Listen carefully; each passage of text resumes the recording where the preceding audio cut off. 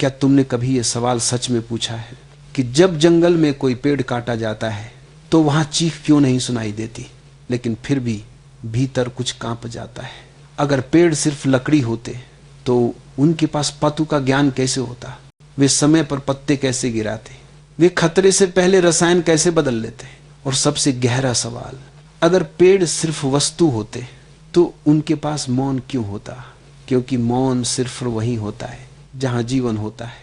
आज मैं तुम्हें कोई विश्वास नहीं देने आया हूं, आज मैं तुम्हें देखने का तरीका देने आया हूं। क्योंकि प्रश्न यह नहीं है कि पेड़ में आत्मा है या नहीं, प्रश्न यह है कि तुम जीवन को देखते कैसे हो। अगर तुम्हारी आंखें सिर्फ आकार देखती हैं तो तुम्हें पेड़ सिर्फ लकड़ी दिखेगा, लेकिन अगर तुम्हारी चेतना जीवन को पहचानना जानती है तो पेड़ तुम्हें एक जीवित उपस्थिति लगेगा। अब जरा रुक कर सोचो, एक बीज जो मिट्टी के नीचे दबा है, अंधेरे में, न धूप न हवा न कोई आवाज, उसे कैसे पता कि ऊपर आना है? उसे कैसे पता कि जड़ नीचे जाएगी और तना ऊपर? किसने सिखाया यह गणित? अगर इसे तुम रसायन कहोगे तो सवाल रहेगा, रसायन में दिशा कौन डालता है? और अगर दिशा है तो वहां चेतना है। अब मैं तुम्हें एक बात बहुत साफ शब्दों में कहूं, आत्मा कोई वस्तु नहीं है कि वह कहीं से आए और कहीं चली जाए। आत्मा जीवन की उपस्थिति है। जहां भी जीवन है वहां आत्मा है, लेकिन हर आत्मा एक ही स्तर पर प्रकट नहीं होती। पेड़ की आत्मा इंसान जैसी नहीं होती, जैसे बच्चे की चेतना बूढ़े जैसी नहीं होती, लेकिन दोनों जीवित हैं। पेड़ चलता नहीं, इसलिए तुम सोचते हो वह नहीं जानता, लेकिन पेड़ का जानना चलने से नहीं, ठहरने से जुड़ा है। पेड़ भाग नहीं सकता, इसलिए वह सहना सीखता है, और जिसने सहना सीख लिया वो बहुत कुछ जान लेता है। तुम दर्द से भागते हो, पेड़ दर्द को जीता है, और जो दर्द को जीता है वह संवेदनशील होता है। आज विज्ञान भी मानने लगा है कि पेड़ एक दूसरे से संकेत साझा करते हैं, खतरे की सूचना देते हैं, रसायनों के जरिए संवाद करते हैं। लेकिन यह संवाद शब्दों का नहीं है, यह संवाद ऊर्जा का है, और ऊर्जा का संवाद चेतना के बिना संभव नहीं। अब सवाल उठता है, पेड़ की आत्मा आती कहां से है? यह सवाल ही गलत है। आत्मा आती नहीं, आत्मा प्रकट होती है। जैसे संगीत रेडियो से आता नहीं, रेडियो में प्रकट होता है। बीज एक रिसीवर है। जब परिस्थितियां अनुकूल होती हैं, मिट्टी, पानी, धूप, तब जीवन की धारा उस बीज में प्रकट हो जाती है। न इंसान आत्मा बनाता है, न पेड़ अस्तित्व बहता है। अब एक और गहरी बात सुनो, पेड़ सुन सकता है या नहीं, ये सवाल भी आधा है। पेड़ शब्द नहीं सुनता, पेड़ कंपन सुनता है। तुम्हारे शब्द पेड़ तक नहीं पहुंचते, लेकिन तुम्हारी स्थिति पहुंचती है। इसलिए कभी किसी पेड़ के पास शांत होकर बैठो तो तुम्हें लगेगा जैसे कुछ तुम्हें देख रहा है। ये कल्पना नहीं है, ये संवेदनशीलता है। लेकिन आधुनिक मन संवेदनशील नहीं, विश्लेषणात्मक है। वो काटता है, नाम देता है, वर्ग बनाता है, और जीवन वर्गों में नहीं प्रवाह में जीता है। पेड़ का जीवन धीमा है, गहरा है, जड़ वाला है। इंसान का जीवन तेज है, अस्थिर है, उलझा हुआ है। इसलिए इंसान सोचता है पेड़ कम विकसित है। लेकिन कभी कभी कम विकसित वही होता है जो बहुत ज्यादा सोचता है। पेड़ सोचता नहीं, इसलिए वो अस्तित्व से जुड़ा है। तुम सोचते हो, इसलिए अस्तित्व से कटे हो। पेड़ को भविष्य की चिंता नहीं, इसलिए वह शांत है। तुम भविष्य में जीते हो, इसलिए बेचैन हो। अब आखिरी और सबसे गहरी बात, जो शायद तुम्हें असहज करे, पेड़ तुमसे ज्यादा धार्मिक है, क्योंकि वह विरोध नहीं करता, वह अस्तित्व के साथ बहता है। तुम कहते हो यह मौसम गलत है, यह जीवन गलत है, यह समय गलत है। पेड़ कुछ नहीं कहता, वह बदल जाता है, और जो बदल जाता वही जीवित रहता है। इसलिए सवाल यह नहीं है कि पेड़ में आत्मा है या नहीं, सवाल यह है क्या तुम अब भी जीवित हो, या सिर्फ सोच रहे हो? अगर तुम किसी पेड़ के नीचे बिना सवाल, बिना अपेक्षा बस बैठ सको, तो शायद पहली बार तुम्हें आत्मा का अर्थ समझ में आए। क्योंकि आत्मा किसी ग्रंथ में नहीं, किसी तर्क में नहीं, आत्मा उपस्थिति है और पेड़ उपस्थिति का सबसे शांत रूप है। अब जरा एक और प्रश्न अपने भीतर उठने दो, अगर पेड़ में आत्मा है तो वह बोलती क्यों नहीं? अगर वह जीव है तो वो विरोध क्यों नहीं करता? यही इंसान चूक जाता है, क्योंकि इंसान ये मान बैठा है कि बोलना ही चेतना का प्रमाण है। लेकिन बोलना चेतना नहीं, बोलना अशांति का संकेत है। जो शांत है उसे बोलने की जरूरत नहीं होती। पेड़ इसलिए नहीं बोलता क्योंकि उसे समझाने की जल्दी नहीं। पेड़ इसलिए नहीं बोलता क्योंकि उसे सही साबित होने की बीमारी नहीं। उसकी आत्मा शब्दों में नहीं, स्थिति में प्रकट होती है, स्थिति में प्रकट होती है। अब ध्यान दो, जब तुम किसी बूढ़े पेड़ के पास खड़े होते हो तो तुम्हें अजीब सा ठहराव क्यों महसूस होता है? क्यों तुम्हारी सांस अपने आप धीमी हो जाती है? यह संयोग नहीं है। पेड़ की आत्मा तुम्हें कुछ कह नहीं रही, वह तुम्हें याद दिला रही है कि धीमा होना भी जीवन है। पेड़ का समय तुम्हारे समय जैसा नहीं, वह सेकंड और मिनट में नहीं जीता, वह जीता है, वह दशकों में सांस लेता है। इसलिए उसकी आत्मा बहुत गहरी होती है लेकिन बहुत शांत होती है। अब एक और सवाल, क्या पेड़ दुख सह सकता है? हाँ, लेकिन उसका दुख तुम्हारे जैसा नाटकीय नहीं होता। तुम्हें चोट लगती है तो तुम कहानी बना लेते हो, पेड़ को चोट लगती है तो वह भीतर प्रतिक्रिया करता है। वो अपनी रासायनिक भाषा बदल देता है, वो अपने आसपास के पेड़ों को संकेत देता है, वो अपने घाव के आसपास जीवन को बचाने की कोशिश करता। ईरो बारा पारा तमना, ये सब बिना शोर के होता है, क्योंकि प्रकृति में कोई ड्रामा नहीं होता, सिर्फ प्रतिक्रिया होती है। अब सोचो, अगर आत्मा का मतलब है अनुभव करने की क्षमता, संवेदनशीलता, स्थिति के अनुसार बदलने की योग्यता, तो पेड़ आत्मा से खाली कैसे हो सकता है? असल में समस्या पेड़ में नहीं, समस्या तुम्हारी परिभाषा में है। तुम आत्मा को इंसान के चेहरे में ढूंढते हो, लेकिन आत्मा चेहरे में नहीं, जीवित होने में होती है। अब एक और गहरी बात सुनो, पेड़ जन्म और मृत्यु को तुमसे ज्यादा सहजता से स्वीकार करता है। उसके लिए पत्ता गिरना मृत्यु नहीं है, वह जानता है यह विश्राम है। तुम किसी अपने को खो देते हो तो टूट जाते हो क्योंकि तुम पकड़ कर रखते हो। पेड़ छोड़ना जानता है, इसलिए वह हर साल नया जन्म लेता है। इसीलिए मैं कहता हूं पेड़ तुमसे ज्यादा आध्यात्मिक है, क्योंकि आध्यात्म किताबें पढ़ने से नहीं आता, आध्यात्म छोड़ने से आता है। अब एक आखिरी लेकिन बहुत महत्वपूर्ण सवाल, क्या पेड़ की आत्मा इंसान की आत्मा जैसी होती है? नहीं और हाँ नहीं, क्योंकि अभिव्यक्ति अलग है। हाँ, क्योंकि स्रोत एक है। जैसे नदी और समुद्र अलग दिखते हैं, लेकिन पानी एक ही है, आत्मा भी एक ही है। प्रकट होने के रूप अलग है। इंसान सोच के जरिए जीता है, पेड़ मौन के जरिए जीता है।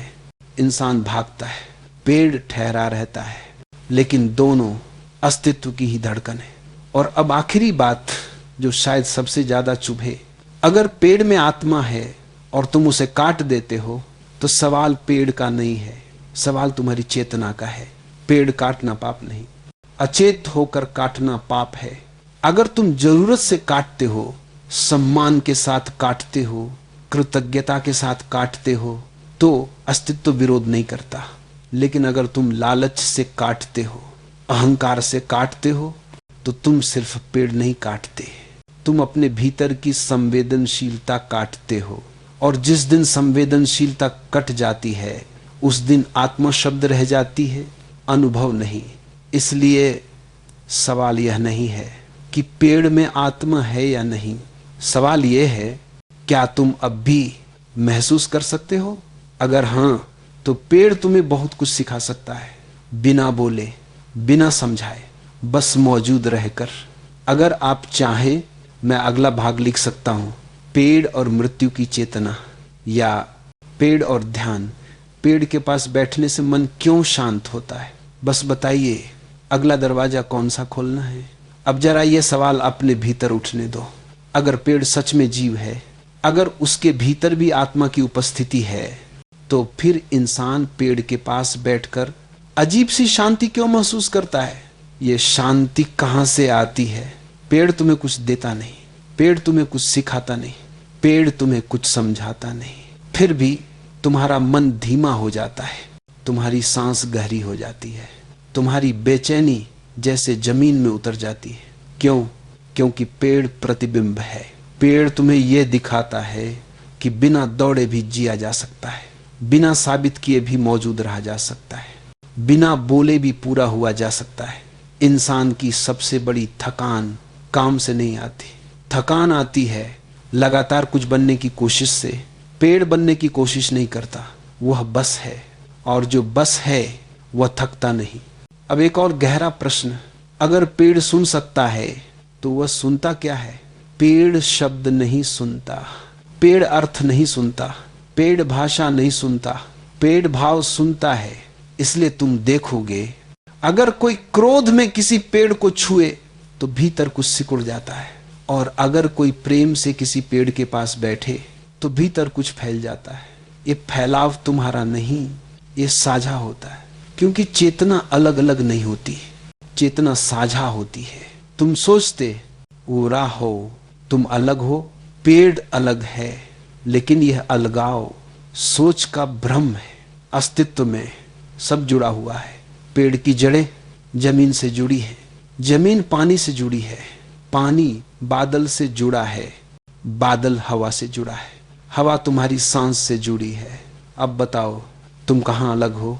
इसीलिए जब पेड़ काटे जाते हैं तो सिर्फ जंगल नहीं सूखते, इंसान का मन भी सूखने लगता है, क्योंकि बाहर का विनाश भीतर का संकेत होता है। अब एक और बहुत असहज करने वाली बात, पेड़ मृत्यु को तुमसे बेहतर समझता है। तुम मृत्यु से डरते हो क्योंकि तुम जीवन को पकड़ कर रखते हो। पेड़ जीवन को बहने देता है, पत्ता गिरता है वो रोता नहीं, फूल झरता है वो शिकायत नहीं करता, क्योंकि पेड़ जानता है जो जा रहा है वह रूप है, जो बचा है वह धारा है। इंसान रूप से जुड़ जाता है, पेड़ धारा में रहता है। इसीलिए पेड़ काटने पर वह चीखता नहीं, लेकिन अस्तित्व कांपता है, क्योंकि एक शांत धड़कन अचानक टूट जाती है। अब ये मत समझो कि मैं तुम्हें अपराध बोध देना चाहता हूं, नहीं, मैं तुम्हें संवेदनशीलता देना चाहता हूं। संवेदनशीलता मतलब हर चीज को छूते समय थोड़ा ठहरना। अगर तुम पेड़ से लकड़ी लेते हो तो धन्यवाद भी देना सीखो। अगर तुम पेड़ के नीचे बैठते हो तो मौन भी बांटो। ये कोई पूजा नहीं है, ये चेतना है। अब आखिरी और सबसे गहरी बात, जिस दिन इंसान पेड़ को सिर्फ संसाधन नहीं, सहयात्री की तरह देखने लगेगा, उस दिन धर्म की जरूरत नहीं रहेगी, क्योंकि धर्म कुदरत से कटने के बाद पैदा हुआ था।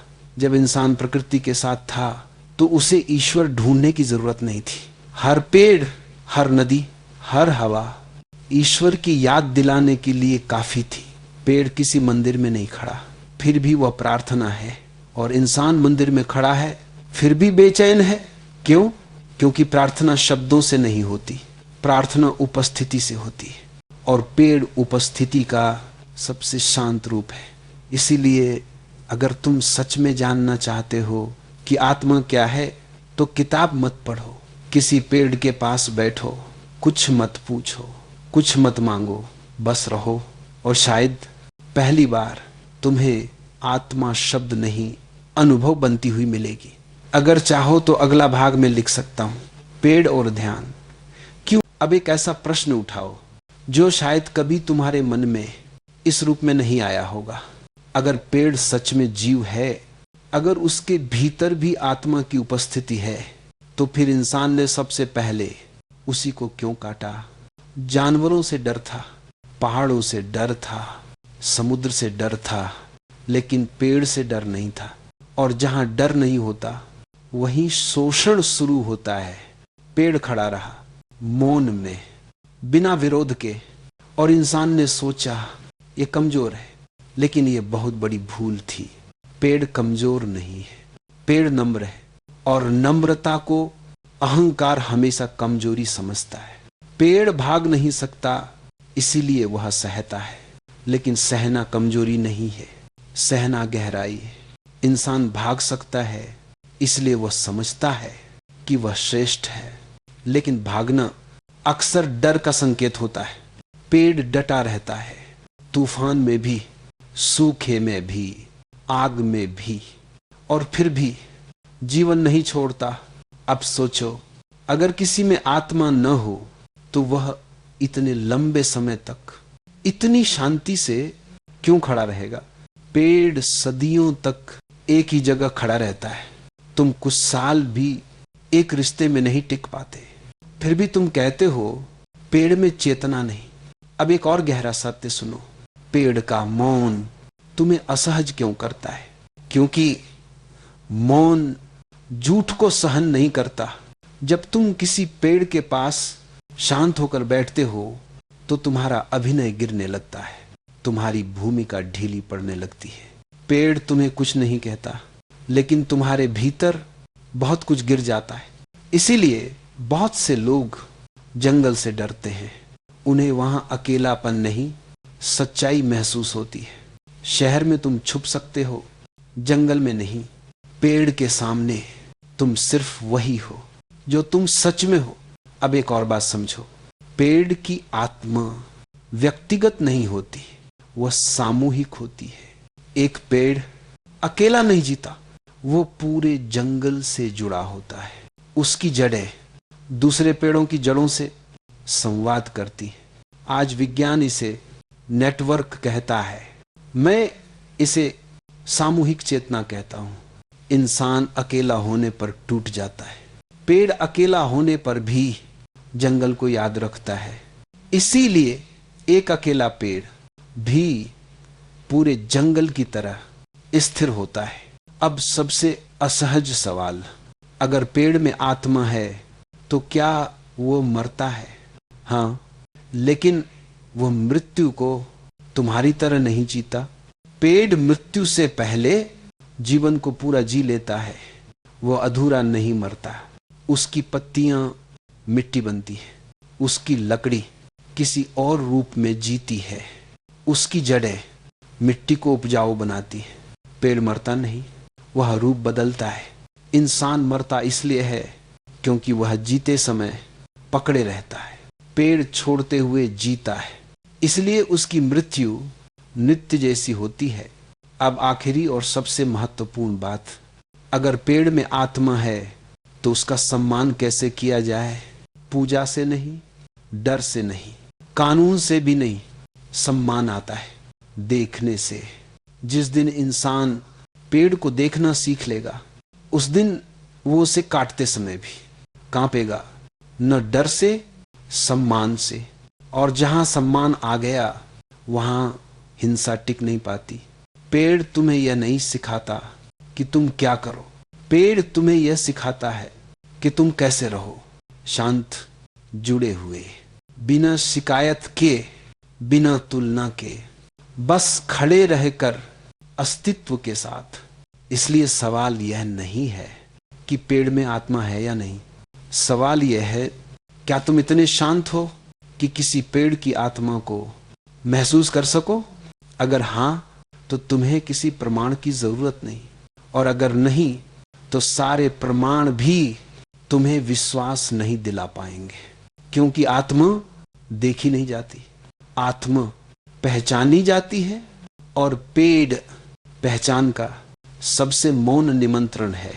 अगर तुम चाहो तो अगला भाग हम वहां ले जा सकते हैं जहां पेड़ और ध्यान, पेड़ और पुनर्जन्म, या पेड़ और बुद्ध का मौन एक दूसरे में घुलते हैं।